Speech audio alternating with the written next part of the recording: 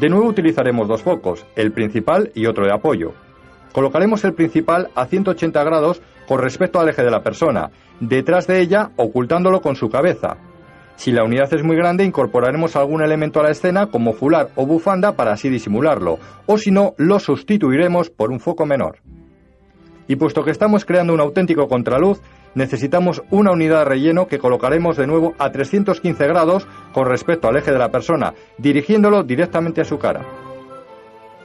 Este tipo de iluminación, si bien se emplea para todo tipo de personas, donde mejor se aprecia su efecto es en personas de cabello rubioso claros, ya que crea una preciosa estela de luz que se ve remarcada por este tipo de cabello. Se puede utilizar colocando a la persona frontal o lateralmente, y aunque se emplea más para retratos de busto, también se utiliza para retratos de medio cuerpo o incluso de grupo. En ambos casos perfila muy bien el contorno de las personas.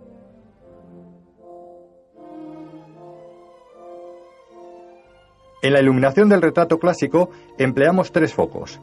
La unidad principal, que colocaremos a 45 grados en relación con el eje de la persona, por encima de los ojos y haciendo un ligero picado.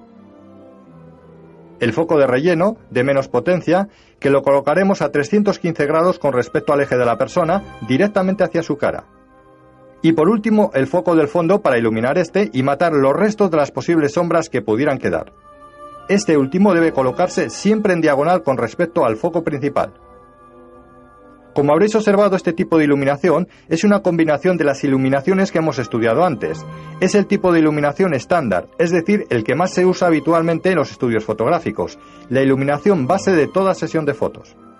El foco a 45 grados garantiza una iluminación natural, la unidad de relleno diluye el contraste creado y el foco al fondo da vida a este y elimina cualquier posibilidad de molesta sombra. Con este esquema de trabajo preparado se crea una bóveda de luz muy segura que permite al fotógrafo centrarse en otros aspectos fundamentales como son la pose y el encuadre. A la hora de ajustar la luz procederemos de la siguiente manera. Un flasímetro conectado a la unidad principal nos dirá el diafragma que nos pide dicho foco.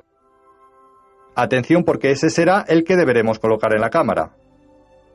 La unidad de relleno la regularemos o si no se puede regular su potencia, la alejaremos o acercaremos hasta lograr que nos pida un diafragma más abierto que la unidad principal. Sin embargo, nosotros mantendremos en la cámara el diafragma que nos pidió el foco principal.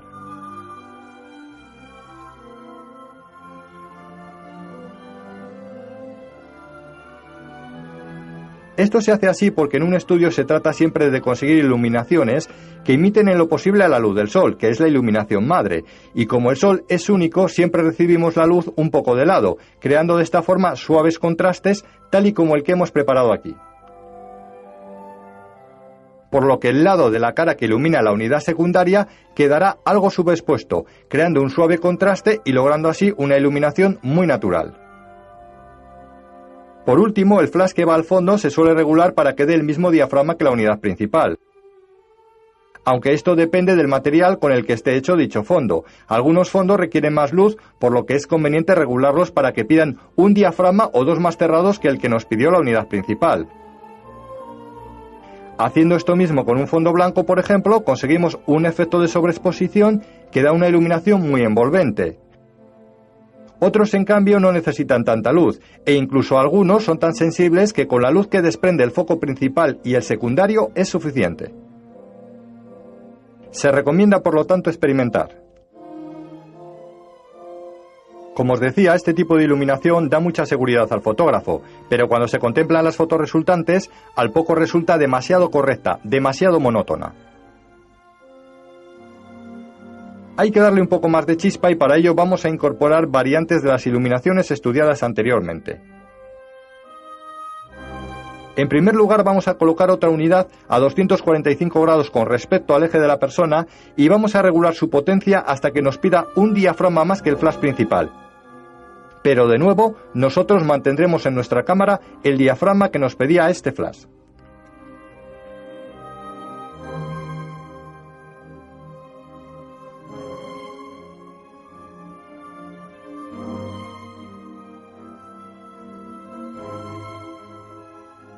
El resultado, como veis, son esos preciosos tonos dorados en un lado del rostro que se asemejan a la luz del sol irrumpiendo por una ventana y que dan ese golpe de gracia a nuestra fotografía, ese toque especial que nada tiene que ver con lo mostrado anteriormente, y si no, no tenéis más que comparar unas fotos con otras. Además, con esta iluminación se consigue perfilar parte del cuerpo, quitándole a este el aspecto de silueta y dándole más relieve. Y en segundo lugar, para alternar con la iluminación anterior, montaremos una unidad menor con un pequeño cono para dirigir el haz de luz o un flash normal y corriente con un pequeño apaño casero, y lo moveremos aleatoriamente alrededor de la modelo dirigiéndolo hacia la zona del cabello. Lo regularemos de la misma forma que antes para que nos pida un diafragma más cerrado y comenzaremos a dar vida a esos bonitos cabellos que la iluminación del retrato clásico se empastaban por no tener una fuente de luz directa que los iluminara. Compara unas fotografías con otras y dime si no hay diferencia.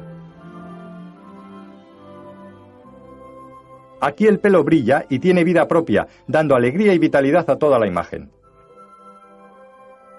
Además, si la modelo se gira inesperadamente, el foco del cabello puede llegar a su cara, que unido a la luz que manda el flash principal, creará una ligera sobreexposición que dará fuerza y agresividad al rostro. Como ves, combinando unas iluminaciones con otras, se pueden dar toques muy personales y distinguidos a los retratos de estudio. Y no solo de estudio, pues todo esto con ganas y algo de material se puede trasladar al exterior sin ningún problema. Si el día está soleado, tenemos a nuestra disposición de forma gratuita la unidad más potente de luz que hay, el sol. Colocando a la persona adecuadamente, tenemos la iluminación a 45 grados sin necesidad de flash.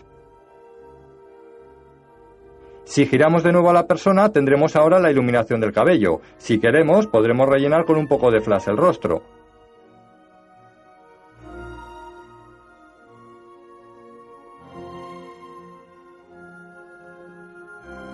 Ahora, en cambio, estamos iluminando el cabello y perfilando la silueta. De nuevo un flash con la técnica de relleno que aprendimos en el anterior capítulo y los resultados pueden ser sorprendentes.